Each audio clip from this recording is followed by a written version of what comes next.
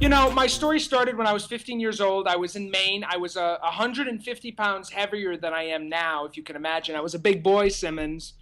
And I had this burning desire to be on television. So I started a local access TV show in Maine with my friends. And slowly I just started building it up. I eventually got to a place where I self-syndicated on Fox affiliates, which basically means I bought airtime on Fox affiliates in the Northeast after I had the cast of Will and Grace on the show. I basically started shaking down celebrities and their parents, and eventually got the cast of Will and Grace to say yes to coming on. So that was back when Will and Grace was hot on NBC. It was 2004. I was a senior in high school.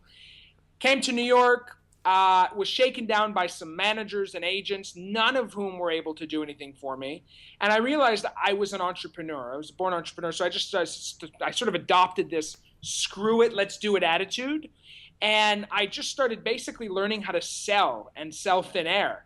And I started selling sponsorships to brands in America. Overstock.com and Ford were the first two to buy. And they were basically buying this idea for a show called The Edge that I had started on local access. And they were buying the fact that I was young and hip, which we put in quotes, and that I was reaching an important demographic. So went from there to I realized there was nothing on after Jimmy Kimmel.